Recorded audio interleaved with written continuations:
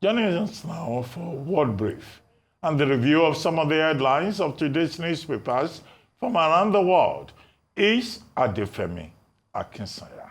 Good morning, Adefemi. Good morning, Dr. Ruby. The drum rolling on your own. As always. Good morning, Aya. Adefemi. Good morning, Rufai. I hope you guys are doing well. Yes, yeah. You know, I always have a very soft spot for Dr. Rubin, so if I see him chuckle, I have to chuckle too. It's just difficult. It's difficult. Let me tell you what's happening around the world this morning. Let me first bring you up to date with the US elections. And there's 21 days to go until Election Day. Kamala Harris has ramped up her media appearances, appearing on Fox News this week. It will be her first ever sit-down interview with the conservative news network. Let's not forget that her running mate, Tim Walz, though, has been on the channel twice already during this campaign. And before the interview, Harris and her presidential opponent, Donald Trump, will be campaigning in Pennsylvania. The candidates are hosting events on opposite sides of the battleground state as they continue rallying for votes. Now, the race may, by many metrics, is now being said that it's too close to call. Trump has said that any arrest that may unfold on or after the 5th of November, which is Election Day, will likely come from radical left lunatics. That's what he says. Now, moving on to the Middle East now, and the UN Secretary General Antonio Guterres has condemned the large number of civilian casualties in northern Gaza as Israel's ground offensive intensifies. The UN's Palestinian Refugee Agency says 10 people were killed and 40 were injured after an Israeli attack on a food distribution center in the Jabalia refugee camp. Hamas-run authorities say an Israeli attack on a school used as a shelter also killed 22 people on Sunday, including 15 children. The building was reportedly meant to be used to administer polio vaccines. Now, in Lebanon, at least 21 people have been killed in an Israeli strike in north of the country. It's the first time Israel has targeted the Christian-majority northern region of the country in a year of hostilities. And finally, India and Canada have reignited a diplomatic disagreement, with the two countries announcing the expulsion of diplomats amid accusations that the Indian government agents were involved in activities that threaten the safety of Canadians. Now, the latest row began on Monday when India's Ministry of External Affairs said it had received diplomatic communication from Canada indicating that Indian diplomats were being considered persons of interest in relation to the investigation in the North American country. Now, this mostly stems back to last year's assassination of a Sikh separatist on Canadian soil. Trudeau said his government responded after police began pursuing credible allegations that Indian agents were directly involved in the killing of Hardeep Singh Nijjar. Canadian police accused Indian agents of involvements in homicides, extortion, and violent acts, as well as targeting supporters of the pro-Khalistan movement, which seeks a separate homeland for Sikhs in India. Delhi, however, rejects the allegations as preposterous, and they accuse Trudeau of pandering to Canada's large Sikh community for political gain. So, I know India has been having this back and forth as regards the Khalistani guys that are on ground, and there are major politicians in Canada that have leanings to the Khalistani movement. It's an independent movement that's looking for liberation out of India and all of that. And this row has been on for a while, so this is just another installment in that row. India and Canada probably will fix it up at some point in time. But let me move to America. It's getting too close to call, and I'm scared for Harris because it might tilt the way of Trump. Like I always say, this type of silent majority. She wants to do an interview on Fox. Yeah, with Brett Baer is quite moderate. So let's see how that pans out. It's not your overtly kind of Hannity kind of person on Fox. So let's see how that pans out. But she's reaching out to bases. But the messages are not landing the way it should land. And that's my problem. She's working hard at it. She's campaigning hard, but it's not as easy. But the other madman in the race called Mr. Trump is now saying that we can't call him that, Rufai. No, but it's a madman. The other madman in the race, called Mr. Trump, has now said that probably at some point they should pull in the National Guard if there's violence. I mean, it pretty much reminds me of the Nigerian elections. I mean, this is America. Why do you used to need army to come into an election cycle? But maybe there's something he wants to cause, like chaos, like it caused on January the 6th again. Because he was the one that started the chaos, and he also did not push on time for the National Guard to be able to come in. But that's the madness of the race. who would have thought that we're talking about an American elections in 2024, which is supposed to be the bastion of democracy. So when America comes back, giving the rest of us feedback in the world, probably they should look at themselves because of people like Trump also. Definitely. But let's see how this interview is going to pan out. Brett is going to do a good work, but I can pretty much predict the places that Kamala is going to struggle. Still economy? Still the economy. Let's hope that she has brushed up on her economics, because it will be really quite surprising if she's still faltering on the same kinds of questions again and again. At least the opportunity that she's had with a number of interviews thus far should have given her that experience to know the areas that she needs to brush up on. I don't think it's as a result of not having the knowledge, more as being able to articulate her ideas. I agree. So that's what I think. But also, someone who's not happy about this development is Trump. He went off on social media yesterday saying and describing his longtime friends, Fox News, where he was at for an interview on Sunday, that they've grown soft and weak. That how can they agree to have Kamala Harris come on for an interview, and then even accusing Brett Baier, who is going to interview her, as being he might as well be in the pockets of the Democrats. So already he has just discounted the interview, saying that Fox News is now just stabbing at the credibility of Fox News. But I think that should be an interesting interview. Brett has been described as being fair and balanced and being perhaps one of the best at Fox News to conduct the interview. But a lot of people will be watching out, especially as she seemed or deemed to be in enemy territory or enemy camp in quote, because Fox News has always been traditionally more conservative in terms of their support over the years and anti-Democrat. Remember after the debate between Trump and Kamala, Trump went on Fox and Friends and had a chat with them, and they dissected the interview more in favor of Trump. So it will be great. I'm glad that she's taken up that opportunity to show herself, and I'm hoping that she's been able to brush up on some of the things. And very quickly in the Middle East and concerns around civilians, the Office of the Human Rights, United Nations, has come out to talk about that and just said how, unfortunately, some civilian camps or shelters for civilians have been directly hit by Israel missiles. Some hospitals, some schools, they reported casualties, and just talked about how, at the moment, the answer is negotiation table. They have to go to the negotiation table, and both parties have to reach some kind of agreement for a ceasefire, especially in light of what's happening with civilians and for the benefit of the people. Absolutely. Let's hope that we'll see this happening in the next few days. What are the key editorial points in these topics? They are as follows. With regard to Kamala Harris going to appear on Fox News, the strategy that we have seen from the Kamala Harris camp has been a media bliss to appeal primarily to undecided voters. Now it looks like Kamala Harris is going to enemy territory. But Brett Baier, who has been selected chief political editor of Fox News, who's going to interview her today, is not seen as far right. He's considered a very sensible, journalist who will ask the right questions and will not, misengage her. So this follows the pattern of trying to look for friendly persons to interview her. As we have seen on Call Me Daddy, as we have seen on Late Night Show, as we have seen in ABC Morning Show, The View. So this is part of the strategy of Kamala Harris to appeal to undecided voters. That's point number one. However, today, 6 p.m. Eastern Time, when that interview is aired, you are going to also have a pre-taped interview, town hall style meeting with Donald Trump.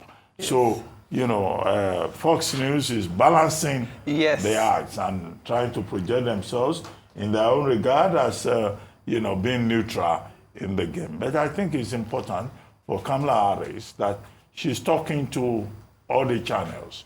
Before her, Tim Walz has been on Fox News. Other persons, major politicians have been there, including Pete Buttigieg, who introduces himself, who says, well, I'm Pete Buttigieg. If you don't know me, you probably saw me on Fox News and there we go. Elizabeth Warren. That's that about that. Now, Middle East. The key issue in the Middle East is that Israel is being accused of violating international human rights law. In other words, international law governing armed conflicts. International humanitarian law, it is called. The UN has said this much because there have been attacks on staff of the UN. Yes, the peacekeeping staff of UNIFIL, the United Nations mission in Lebanon, force in Lebanon, UNIFIL. Also on Amnesty International officials. 42,000 civilians in Palestine have been killed. Over 90,000 persons have been displaced in Lebanon. Now, the conflict between Israel and Hezbollah in 2006, which has been a major reference in this issue, Israel lost 46 persons. Lebanon lost 1,100 persons. Empirical facts. Yeah. And now today, thousands of people have fled and others have been in exile. And the United Nations and other bodies are saying that Israel is violating international humanitarian law. There is a case in ICJ led by South Africa. There's another case at the ICC saying that Netanyahu, Yoav Gallant, and the leader of the Hamas should be declared criminals who have offended the laws and have been guilty of crime against humanity. Finally, Canada. Well, this is about Adib Singh. Adib Singh. Najab. Yeah, Adib Singh Nijar. That's his name.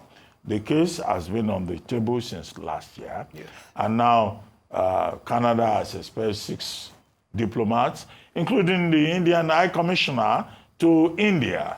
India is saying it is innocent in the matter. But Canada is saying, look, we have found compelling evidence, clear and compelling evidence. That's the phrase that they use, to show that your agents in Canada are causing threats to national security. So this is the situation between India and Canada. Unfortunately, the question to ask is, what is next? Everybody is romancing India, from the European Union to the UK to everybody. So where does that leave Canada? Because India is determined to be the next biggest economy in the world. Exactly. Well, Those are the issues. Thank you all for your comments. And even with this issue with Khalistan and Sikh populations, yes, there's a huge population of Sikhs in Canada, but also in the United Kingdom. Yeah. There are also reports of banditry and people being targeted and assassinated in the United Kingdom because of their pro-Khalid movement. So it is something that is definitely becoming a global issue. But as you rightfully all said, because India is so pervasive in this international manufacturing business. The World Sikh Organization supports Canada and supports the UK. It does. So there's an internal dimension to the geopolitics. Absolutely. Well, thank you all for your comments. Let's move on to our newspapers now. And if we look at our newspaper headlines, we'll begin in Nigeria with This Day. This Day leads with President Tinubu calling for intervention from the Confederation of African Football. By the way of an investigation, the Confederation in turn has referred this case to its disciplinary action board for guidance. Now, our boys, the Super Eagles, have since returned safely to Nigeria, landing in Abuja on Monday in a situation that we can all agree is totally unbecoming of the beautiful game. Well, This Day's weekly legal insert, The Advocate, takes a look at fake news and asks how much the judiciary is a victim of it. Essentially, the article goes on to list examples where perhaps a client is aware that they have not presented their client's case well and subsequently has the court not find in its favour. And rather than assume responsibility for that loss, they then continue to malign and spread a false narrative about the judiciary. Always a very interesting insert there. And then moving on to the New Telegraph, it has Nigeria's new tax bill on its front page. Under the new guide, wealthy Nigerians like Dr. Reuben and Ayo and Rufai, of course. Really? Those of you who earn 100 million naira and above, every month will face a 25%. Every month? Every month will face a who earns 100 million naira you every month? and Dr. Reuben, clearly. Not me. Clearly. You see people that earn and not shouting. They're not saying anything. 100 million. You see that beautiful bow tie Dr. Rubin is wearing? Of course it's 100 million naira. So 25%, in all seriousness, 25% personal income tax will be affected to those people if this new tax bill is passed by the National Assembly. Now, the chairman of the Presidential Fiscal Policy and Tax Reforms Committee says 90% of the current taxpayers are people who should not be taxed, while advocating, of course, for a more streamlined and equitable tax system in Nigeria. This revelation was made during a breakout session at the ongoing 30th Nigeria Economic Summit, organized by the Nigerian Economic Summit Group and the Ministry of Budget and National Planning. The front page of the Daily Trust features a story about a 15-year-old student who has sued the Federal Ministry of Education, the Joint Admissions and Matriculation Board, and the National Universities Commission over the government's policy which seeks to limit admissions to Nigerian universities to applicants aged 18 and above. Good. The student, a secondary school girl, says that she believes the practice to be discriminatory and unconstitutional. Well, The Guardian reports that the federal government has introduced 15 different trades or skills into the new curriculum for basic schools in Nigeria. Some of the subjects include makeup, robotics, beekeeping, which I'm really excited about, and plumbing, among others. Now, the new curriculum is mandatory for all public and private schools across the country, implemented from Basic 3 to JSS 3, and is expected to take effect in January 2025. Let's take a look at some African papers. The Daily Graphic of Ghana leads with the management of the public sector wage bill. Now, the Fair Wages CEO, Benjamin Arthur, says wages must match productivity. Let us not forget that Ghana did raise its minimum wage by 23% last year, but inflation continues to rise in the country, making conversation about a fair wage that much more crucial, especially in the run-up to general elections on December 7th. The Daily Nation of Kenya has embattled Deputy President Rigathi Gachagua, who has filed 26 cases as he attempts to block the impeachment proceedings against him. Appearing in court today, Tuesday, October 15th, he hopes the courts will rule in his favour and stop the Senate trial, which is scheduled for tomorrow and Thursday. And then moving on to our British papers, the Daily Express, as well as a host of other British dailies, has this image of Sarah Sharif. She's the 10-year-old who died after being beaten by her father, Irfan, who then fled the UK to Pakistan. Now, the trial is ongoing, and her father says that his daughter died at home after he says he legally punished her, but admitted that he beat her up too much. Now, both he, his wife, and his brother are all accused of murdering Sarah before abandoning her battered body. And lastly, The Times has news that deaths from cervical cancer has shown to have fallen by 40% under a new treatment regime, which simply sees the changes in the order in which women are given existing drugs. And that has reduced death rates relating to cervical cancer by 40%. All right, thank you very much, Adefemi. The boy in question is Chinemere Okpa, yes, and he's fighting through his dad and guardian. Yes. That's for the Ministry of Education. But they claim they don't receive the suit. Yeah, they said, but they will be served at the end of the day. But they said the conversation is still ongoing as well. But yes, thank you so much. I'll see you again tomorrow.